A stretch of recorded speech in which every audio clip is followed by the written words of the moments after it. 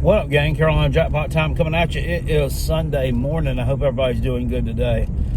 Hadn't put anything out in a few days. Honestly, I don't know. Got to decompress somewhat after the college football season. And let's make no mistake about it. Although there is but one remaining, the season is all but done. Kaput. My last video gave all SEC teams their grade for the year. If you want to go back and take a look at that and see how your team stacked up against the rest. But I want to talk about the College Football Playoff National Championship first, amongst a few other topics. First of all, yesterday, South Carolina's basketball team, I mean, has there been a bigger fall from grace in 1 year? And I don't say grace in that we were some Final Four team or that we played for the national championship or anything, but they had the best regular season last year that they've ever had, ever. And we're turning around this year. We're sitting here now at 10-8 after an embarrassing defeat yesterday to Oklahoma by 20 points in a road game in a one of those deals where the final score makes it look much worse than it actually was. South Carolina actually battled back from a 5-point halftime deficit and taken the lead. Go, the light's green. Pull off your phone. TikTok's over with anyway. It actually battled back and taken the lead by a point in the second half with about 12 minutes to go. So turnovers and just horrible performance at the free throw line in that game yesterday, amongst other damn things. So it's disappointing. I like to go to our basketball games, but I like it when it's a raucous atmosphere and we've got a good team. I don't really particularly like going when that place is 3/4 empty and it looks like a piss hole in a snowbank to find fans up there. So you count me out for a little while on that till I start doing better. But talk about this college football national championship game. Notre Dame and Ohio State. We got Ohio State favored right now, I think by 8. The total is 45.5. And normally I'm getting on here telling y'all what's going to happen. This is what's going to happen. Today, I'm actually asking for a little bit of help down in the comment section. What you guys think is going to happen? Now, there's a lot riding on this for Carolina Jackpot. I'm in a 3-way tie in our Callaway's College Football Bowl Pick'em Challenge over on the Rob and Kell Show. You ought to get into the College Football Pick'em Challenge that we do every year, and also into the NCAA Tournament Bracket Challenge, which we will do in March.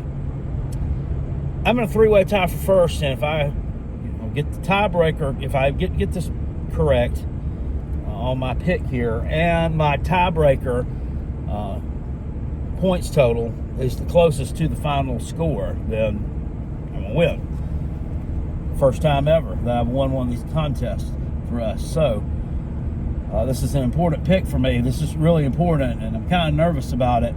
But I'm just looking at these two teams and how they stack up. You know, the best thing that happened to Ohio State all year long was losing to Michigan, because it's kind of lit a fire under them a little bit. Now, that game against Texas last week, look, it says 28-14. I heard somebody talking about how they blew out Texas.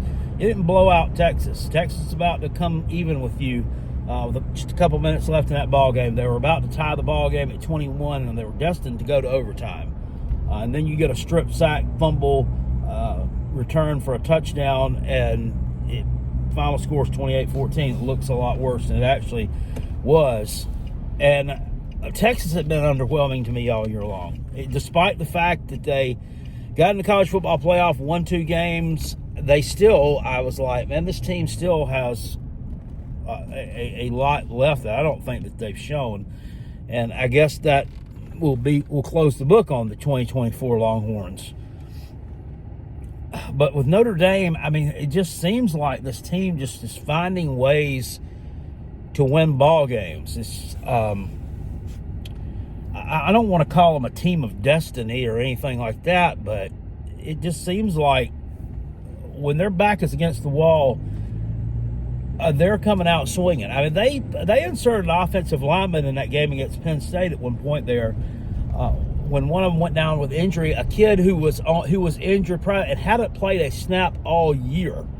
They put him in there and played the rest of the game and performed well. I mean, it's just like the depth on the team is so much better than what they've had in years past.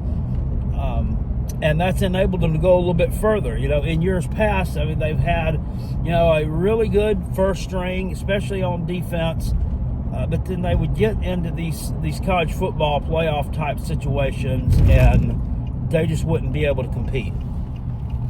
So Marcus Freeman's gone out, and credit to him. I mean, I didn't particularly like this guy when he first came on the scene. Nothing personal. I just didn't think he was going to be a great coach. I didn't think he was going to be that guy, but he's proven to be that guy. And you've also got the angle of Marcus Freeman played at Ohio State. Marcus Freeman has coached at Ohio State.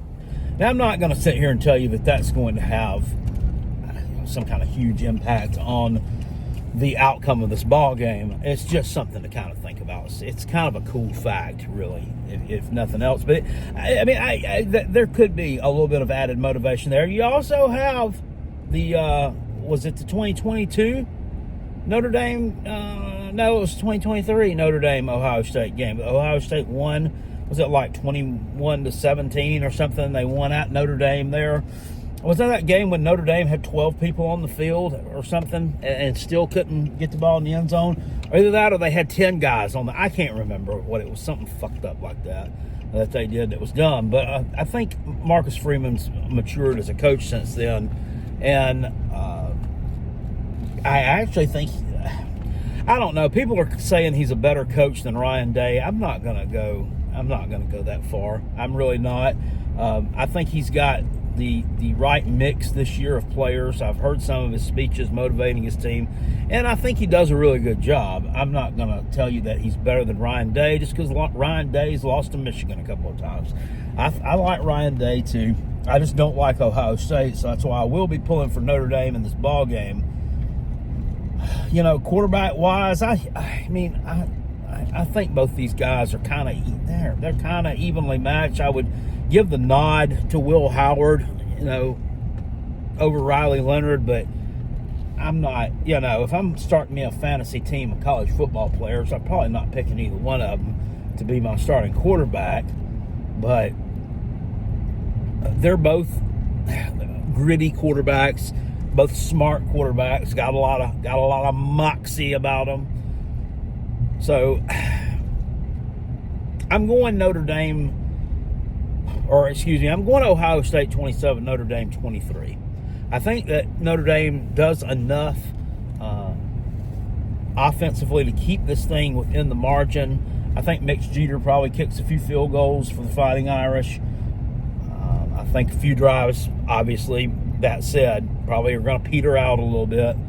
And, Ohio State, I think, is going to do just enough offensively to win this game. I think Notre Dame will limit Jeremiah Smith. I don't think they're going to shut him down the way Texas did. Texas just kind of blanketed this dude and dared Ohio State to beat them with other dudes. When we saw Carnell Tate come up pretty big in that game, and hell, I didn't even know that Ohio State had a tight end until the game against Texas, but they do. So, that could factor into this thing as well, too. Notre Dame's got a good tight end.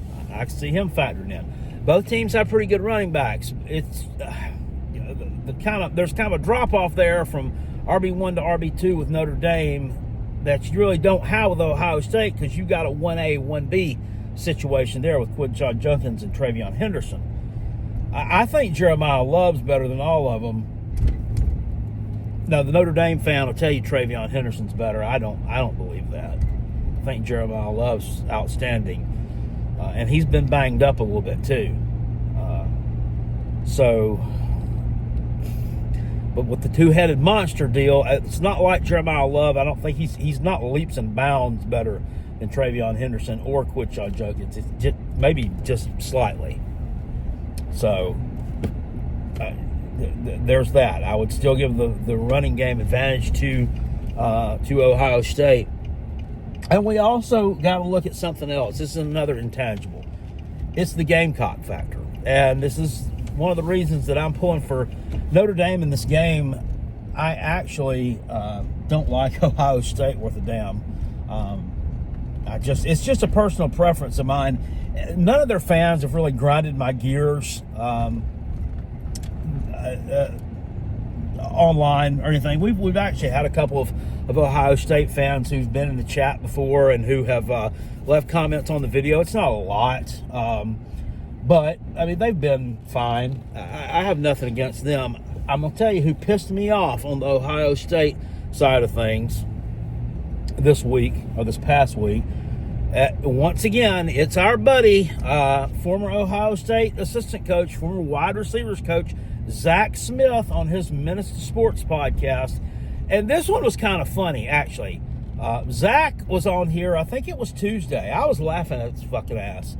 He was pissed off because Lenora Sellers won that freshman offensive player of the year award, and Jeremiah Smith didn't get it. Now, Lenoris is a redshirt freshman, so how do you quantify that? Can you not get it, be just a true freshman award and a freshman award? I guess it's got to be all freshman award. And he was pissed off about it, and he's like, Ohio State would have this thing totally wrapped up. He said there would be no question in anyone's mind if we had Lenora Sellers playing for it. And he's sitting here shitting on the dude, yet he has sang his praises in his podcast earlier in the year. All right, everybody was talking about Lenora Sellers. That's just the way that it is. They like the guy. It's a kind of a cool story. People like the whole goggles thing, and then now he doesn't wear the goggles anymore, which is probably a good thing. But he's a fucking stud. I mean, he's damn good. And here's the thing, too, with Zach, and he fucking knows this, too, that Lenora Sellers is way, way more vital to the South Carolina offensive machine than Jeremiah Smith is to the Ohio State offensive machine. You saw Texas took this motherfucker out of the game. It was like he wasn't even out there. Yet they still beat Texas. Beat them by 2 touchdowns. Now, which we said, that game, was a lot closer than what it was. They still won the game by 2 touchdowns. South Carolina, you take Lenora Sellers out of the equation, South Carolina is severely handicapped if that happens. And here's the thing. Any kind of award like that, and we know this, the Heisman Trophy, that award, whatever award, there's so many of them. I didn't even know what he won even existed until he won it. Be quite frank with you, I wasn't sitting here, oh boy, that freshman player of the year award's coming on X today. I got to watch this live stream. And I didn't even know anything about it. So, is it that important? It is, obviously, to Sellers, but they're always going to look at quarterbacks first. In this situation, they are always going to look at quarterbacks first. There's that. But he pissed me off. He was kind of like talking trash about Lenoris, and that just didn't sit right with me. And if you remember last year, I didn't like the way, it was 2022 actually, or maybe it was 23. I don't know. He was talking a bunch of mad shit about Spencer Rattler too, and that didn't set well with me either. I'm like, because that was another one. He was singing his praises at one point, and then he would turn around and talk smack about him out of the next breath. It's like from month to month, you don't remember what the fuck you said about somebody earlier, and that's with anybody creating content, myself included. I've done the same thing, but fuck them. I don't care. Don't like Ohio State. There's a long way about telling that story. So let me know down in the comment section sincerely what you believe in this game. Do you think Ohio State actually blows them out? Do you think I'm wrong in my prediction? Do you think I'm kind of spot on? Do you think I'm kind of on to something? What do you think? Because I can change my prediction as many times as I want to, and I may not change it. I may leave it the same. I may look at what the comment section said and maybe take something from it. I appreciate the interaction, because you usually ask for everybody's opinion on something, but today I am asking for it because I'm a little bit torn on this one. And it's really important here that I kind of look at other viewpoints from other folks. And put some substance beside your answer too, right? Don't just tell me, Ohio State's going to blow them out. Or why are they going to blow them out? What's the score going to be? What do you think? Why? What's so great about Ohio State and so bad about Notre Dame? They're going to blow them out. Don't tell me Notre Dame's going to blow them out, but then don't say anything about it. Back it up. I mean, tell me why are they going to blow them out? These things are all important. Anyway, guys, that's about all I got to say about that. We covered everything. We've covered, we've covered Zach Smith. We covered South Carolina basketball. This game, we're going to live stream this tomorrow night. Whatever time it starts. When does it start? 8? 7:30? 8? Whatever time it comes on, it'll be in the thumbnail of the live stream video. We're going to actually live stream this one. Rob Sanders will be joining me for commentary on this one also. I will be pulling for Notre Dame because I can't sit there and do that and watch a game here. I don't really like live streaming games where I'm not pulling for somebody to win. I have to have a vested interest in something, and I think I'm going to have a vested interest here in Notre Dame winning this game. So, live stream tomorrow night the college football playoff national championship game. From the Mercedes-Benz Dome. I know there's a ton of people live streaming this game tomorrow night. You'll probably want to, click around to different folks. But, come over here to the Carolina Jackpot channel and spend some time watching this one. Hang out for us. If for just a little while, if just long enough to say hi. You know what I'm saying? In other news, real quick too, I wanted to talk about this one. TikTok has been banned here in the United States of America right now. If you've tried to get on the TikTok app this morning, it just gives you a message that TikTok's been banned for use in the United States. President Trump is trying to incoming President Trump trying to work out a solution. Hopefully, stay tuned for details. I don't know what's going to happen there. Trump came out and said with a statement yesterday that he would most likely he's going to hand something down. I don't know what he's going to do. That really hand something down to the Supreme Court. They are going to lift that ban for 90 days, most likely, to get TikTok a chance to sell their shit to an American company, so that we don't have spyware that perhaps is going to the Chinese government. It's some wicked shit. It really is. I enjoy it, whether you like it, whether you don't like it. I didn't sit there and scroll TikTok all day long, but I did kind of get some notoriety with my food reviews on TikTok. I uploaded one, probably want to say about March of last year, of a place called Bosco's Babies it's here in Greenville, South Carolina. And I got like 102,000 views on it in like 10 hours. And I was amazed, like, man, nobody over on my YouTube channel's looking at them like that. And so I started doing a few more, and it took off in a similar fashion. Then I kind of took a hiatus from it. I did one on our vacation. I went to the Shady Maple Smorgasbord in Pennsylvania, and that one's got like 250,000 views. I did one of a local restaurant there in East Stroudsburg, Pennsylvania called DW Dogs, where I reviewed their New York chopped cheese. I know none of this means anything to any of you guys. It only got about 10,000 views, which is kind of upsetting to me because I wanted to get more business for DW Dogs.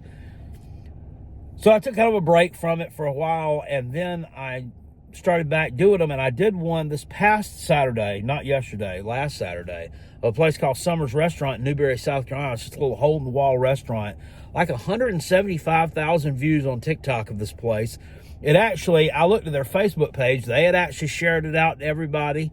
They actually created their own TikTok account and subscribed to me on there. Even though I shit on their fries, now not literally, I shit on them in the video with my comments because they weren't good. They weren't seasoned. And they needed to do a better job on that. But everything else was outstanding. And I really put the place over. And I had a ton of people on there saying, man, I got to try that place. I'm going to go there. I'm going to do this and that. And they're only open from like 10 to 8 on, I think it's Thursday, Friday, and Saturday. It's kind of weird. The only days of the week they're open. And I'm thinking, man, with all this notoriety, I might have bolstered their business where they got to open another day. You know what I'm saying? To handle everything. Could you imagine that? Little old me. Well, it's not little old me. There's a lot of me putting out the good word like that. And that's what I meant to do with these food reviews. So it really pisses me off that TikTok's gotten banned, because I was actually helping these businesses out, giving them some exposure and notoriety. I mean, 173,000 views of a particular restaurant that probably wasn't getting that many eyeballs put on it ever is something. I don't know, it's something, you know what I mean? And now it's gone. So hopefully Trump can get something done here. Here's my thing. I'm going on a little rant here. Y'all can like it or not. These fucking liberals showed up in Washington over the weekend. They completely covered that whole area there around the Capitol and Washington Monument. I mean, you couldn't see it. It looked like one of those damn Vietnam protests. I mean, it was nuts. They show up in droves there, and I guarantee you that probably more than 70% of those fuckers use TikTok. So if Donald Trump gets that ban lifted on this, I mean, what are we going to say then? I don't think they should be using TikTok. I don't think they should get on it, because that's Trump's app, and you don't support him. So, you can go to hell with that. That's my thing. You're going to waste all. Here's my thing too. Look, I'm going to go on a little rant here. You can show up in droves like you're showing. That's almost like Gamecock fans showing up in droves to protest getting left out of the college football playoff. Yeah, you got left out of the college football playoff. It's over with. It's done. Move the hell on. Move on. You lost the election. Move on. What are you people, what are you trying to prove? All you're doing is wasting time. You're wasting time. You are wasting time. You'd make better use of your time at home in the shower playing with your Peter. I mean, you really would. You're getting nothing from this. He won. Go home. Go home. He won the popular vote too. I mean, what? I don't. Yeah, they're trying to make an ass of themselves because of what happened back in 2021. That's bottom line. That's all there is to that. This little demonstration is just bullshit. I mean, go home, go to work. How about that? Go to work. How do you afford to just believe? What did you tell your boss or whoever you work for? I'm out for a few days. I'm going to Washington to participate in the fucktard march. I mean, it's just silly stuff. And college football is kind of our escape from that, I guess. College sports is kind of our escape from this bullshit in life. But I say all that to say, hopefully Trump can get them to do something with TikTok and maybe get it reinstated, because I was getting a lot more traffic over there than what I get on YouTube on the Rockabilly 864 channel. I still don't even have 1,000 subscribers over there yet. It's kind of sad, but it's just weird that these algorithms work out the way they do. Anyway, guys, I got to go inside. I got a biscuit from Bojangles. There's actually two of them in there. One of them's not for me. I'm going to eat that. But I hope to see you on the live stream tomorrow night. Go Irish. Go Marcus Freeman. Go Jeremiah Love. Go Riley Leonard. Go Jack Kaiser. Go Mitch motherfreaking Jeter. Really looking forward to this game. Go Jaden Greathouse. Go Mitchell Evans.